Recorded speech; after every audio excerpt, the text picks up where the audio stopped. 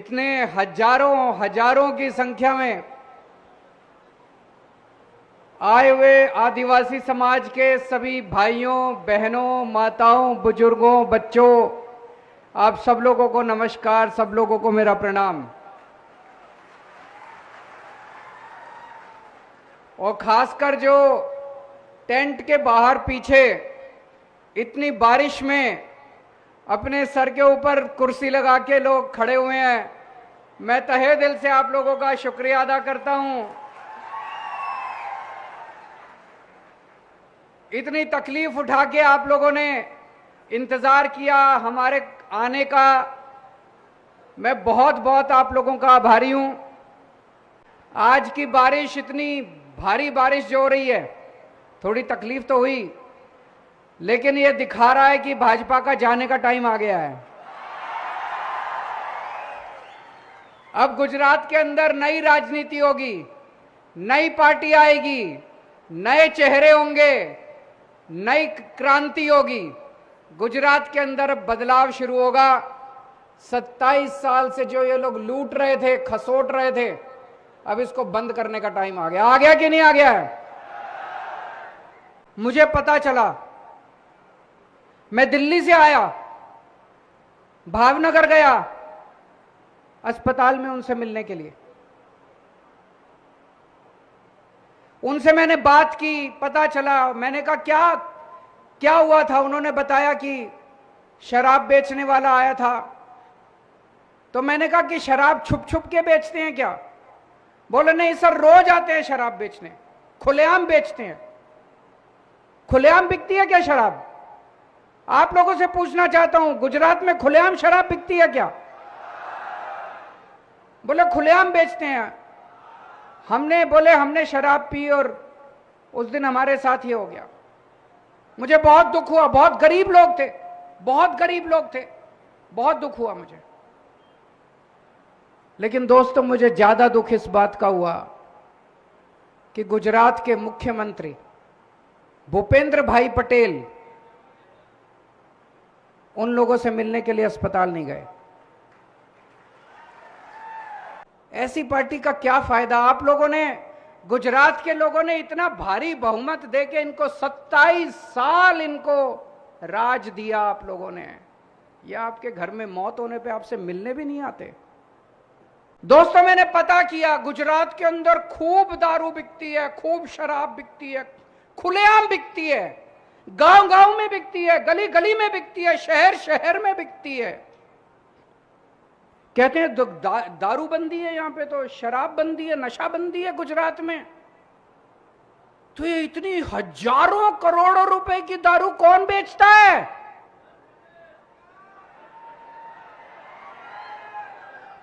हजारों करोड़ों रुपए की दारू कौन बेचता है? किसका धंधा है ये? कौन पैसे कमाता है इससे?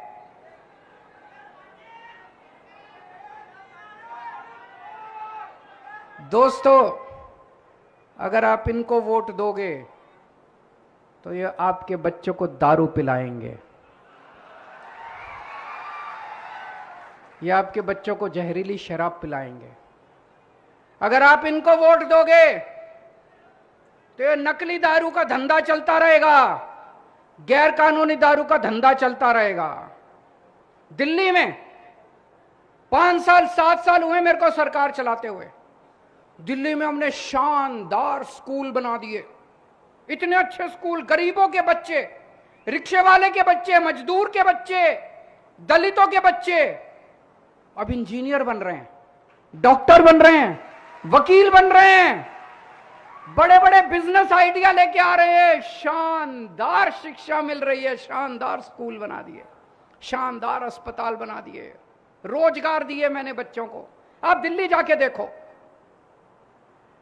इनको वोट दोगे, ये आपके बच्चों को जहरीली शराब दोगे, पिलाएंगे।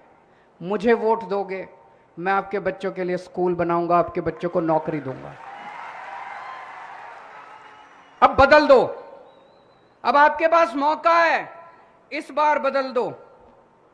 अभी तक बोलती थी बीजेपी को इल्लू इल्लू, आई लव यू, दोनों में इल्लू इल्लू चलता था बीजेपी कांग्रेस में।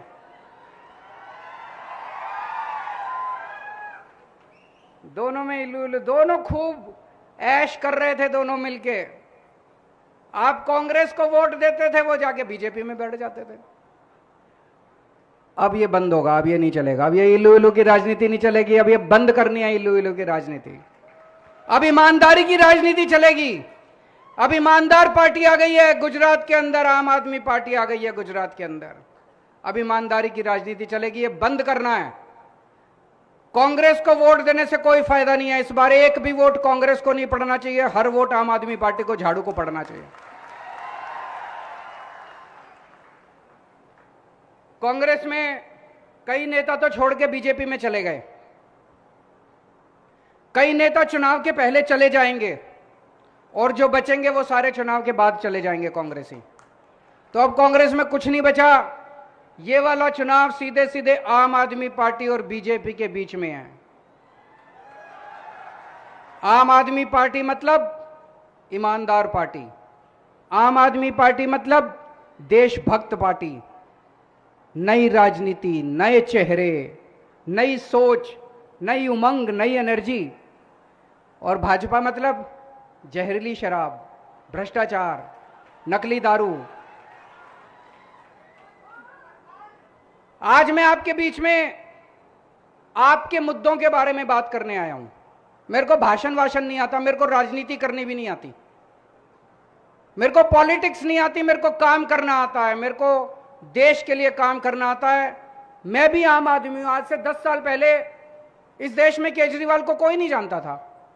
एक आम आदमी हूं मैं, इसीलिए मैं एक आम आदमी की समस्या समझता हूं। एक आम आदमी कैसे बड़ी मुश्किल से पैसे कमाता है, अपने बच्चों को पालता है, परिवार को पालता है, महंगाई हो गई है।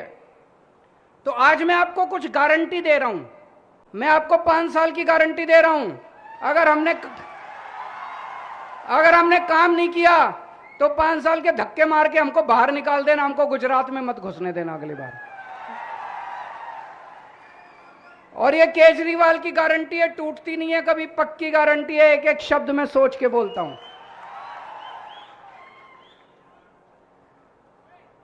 पहली गारंटी, जो भी महेश भाई ने कहा, आदिवासी समाज के लिए हमारे संविधान के अंदर अलग व्यवस्था की गई है। अलग व्यवस्था क्यों की गई है? आदिवासी समाज का संस्कृति अलग है, बहुत गरीब है। इसीलिए बाबा साहब अंबेडकर ने, संविधान के निर्माताओं ने आदिवासी समाज के लिए 5th शेड्यूल बनाया, 5वां शेड्यूल बनाया, लेकिन किसी ने लागू नहीं किया। आम आदमी पार्टी को वोट दो, पहली बार गुजरात के अंदर 5th शेड्यूल लागू करके दिखाएंगे आपको। मेरी गारंटी है। दूसरी, पेसा एक्ट आया। पेसा एक्ट कहता है गांव सभा, ग्राम सभा विधानसभा से भी बड़ी होगी, संसद से भी बड़ी होगी। जो ग्राम सभा तय करेगी वही पक्का, उसके ऊपर किसी को अधिकार नहीं दिया। उसको ये मानते ही नहीं है। ग्राम सभा बेचारी कहती रहती है, प्रस्ताव पारित करती रहती है, ये पुलिस भेज के सारी जमीनों पे कब्जा कर लेते हैं। करते हैं कि नहीं करते हैं? अब ऐसे नहीं होगा। अब ग्राम सभा सुप्रीम करके दिखाएंगे। गुजरात के अंदर ग्राम सभा सुप्रीम होगी, जो ग्राम सभा कहेगी वही होगा। पेसा एक्ट को लागू करके दिखाएंगे। पेसा एक्ट को गुजरात के अंदर पहली बार लागू करके दिखाएंगे। तीसरी बात, ट्राइबल एडवाइजरी कमेटी। उसका मतलब है यह तय करना कि आदिवासी क्षेत्र के अंदर कितना पैसा कहां खर्च होना चाहिए, आदिवासी लोगों के विकास के लिए क्या काम करना चाहिए, आदिवासी समाज के क्या मुद्दे हैं, उनका निस्तारण कैसे करना चाहिए। तो ये तो ट्राइबल वाले ही बताएंगे ना, आदिवासी समाज ही तो बताएगा उनकी क्या समस्या है। उसके चेयरमैन के रूप में मुख्यमंत्री बैठ जाते हैं। मुख्यमंत्री को क्या पता आदिवासी समाज की क्या समस्या है। ये बंद करेंगे। ट्राइबल एडवाइजरी कमेटी का चेयरमैन होगा आदिवासी समाज से कोई व्यक्ति को, ट्राइबल ऐसे व्यक्ति को बताएंगे जो समाज के बारे में जानता है। आदिवासी समाज के व्यक्ति को बनाएंगे, ऐसे व्यक्ति को जो कि समाज जिसकी इज्जत करता है और समाज जिसको जो समस्याओं को जानता है।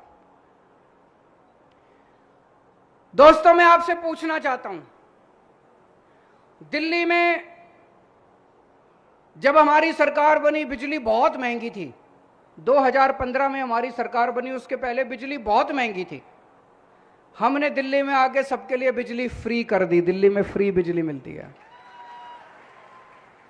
फ्री बिजली मिलती है। फ्री मतलब जीरो बिल आता है, जीरो, कोई टैक्स ये फलाना ढिमका कुछ नहीं, जीरो बिल आता है। पंजाब में अभी कुछ दिन पहले, 4-5 महीने पहले हमारी सरकार बनी है, मार्च में। हमने पंजाब में कहा था हमारी सरकार बनेगी, हम बिजली फ्री करेंगे। 3 महीने के अंदर सरकार बनते ही 3 महीने के अंदर हमने पंजाब में बिजली फ्री कर दी। अभी पिछले हफ्ते 25 लाख परिवारों के पंजाब में जीरो बिजली के बिल आए हैं। जीरो जीरो जीरो, कोई अगला पुराना ये वो सर्विस टैक्स फलाना कुछ नहीं, जीरो बिजली के बिल। और अगले हफ्ते 26 लाख और 51 लाख 51 लाख परिवारों के पंजाब में जीरो बिल आएंगे। अब हर महीने 51 लाख परिवारों के। गुजरात में जीरो बिल चाहिए कि नहीं चाहिए? जरा हाथ खड़े करके बताओ, दोनों हाथ खड़े करके बताओ, जीरो बिल चाहिए कि नहीं चाहिए? जीरो बिल चाहिए कि नहीं चाहिए? ये लोग मेरे को गालियां दे रहे हैं। ये लोग कहते हैं केजरीवाल पैसे लुटा रहा है, केजरीवाल फ्री की रेवड़ी बांट रहा है। केजरीवाल पैसे लेके स्विस बैंक में नहीं लेके जा रहा, जनता का पैसा है, केजरीवाल जनता पे लुटा रहा है। दोस्तों, आज इतनी महंगाई होगी, इन लोगों ने इतनी महंगाई कर दी, इतनी महंगाई कर दी। अगर मैं गरीब लोगों के घर में थोड़ी सी खुशी ले आता हूं, उनका बिजली का बिल जीरो कर देता हूं, बताओ मैं क्या पाप करता हूं? लाखों करोड़ों लोगों की दुआएं हैं मेरे साथ। मेरे पास बैंक में कोई बैलेंस नहीं है, मेरे पास कोई पैसा नहीं है, मेरी पार्टी भी फक्कड़ है, मैं भी फक्कड़ हूं। लेकिन आज जो देश भर में इतना समर्थन मिल रहा है, वो केवल आपकी दुआओं का नतीजा है, आपके आशीर्वाद का नतीजा है। हमारी सरकार गुजरात में बनेगी, 3 महीने के अंदर, 3 महीने के बाद जो आपका बिजली का बिल आएगा वो जीरो होगा। हमने गुजरात के युवाओं को वादा किया है, हमारी सरकार बनेगी, हर बेरोजगार युवक को 5 साल में हर बेरोजगार युवक को रोजगार दिलाएंगे।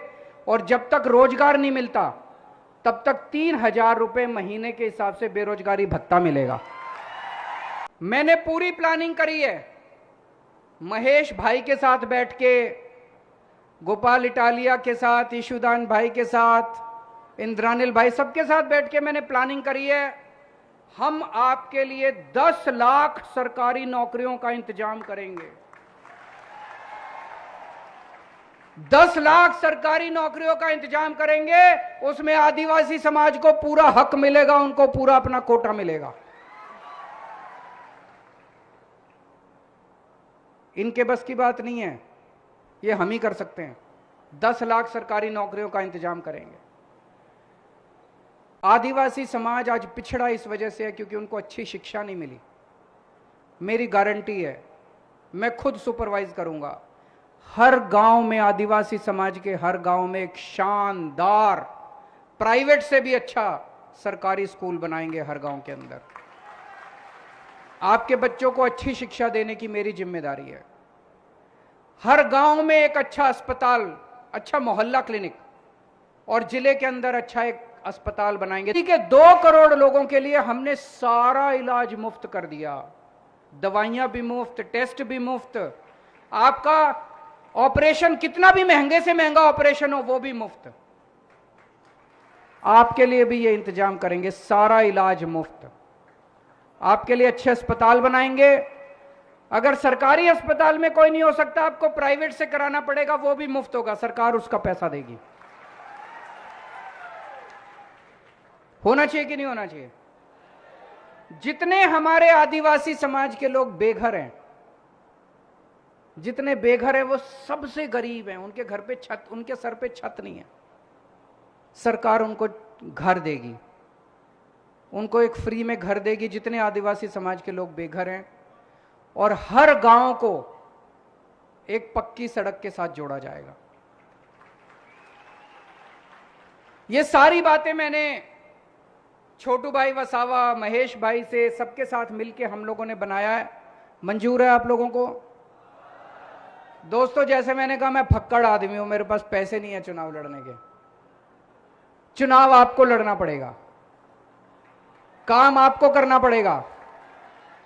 3 महीने रह गए, एक एक आदमी को अपने अपने गांव में जाके अब घर घर जाना है और सब लोगों को बोलना है कि एक एक वोट झाड़ू को पड़ना चाहिए।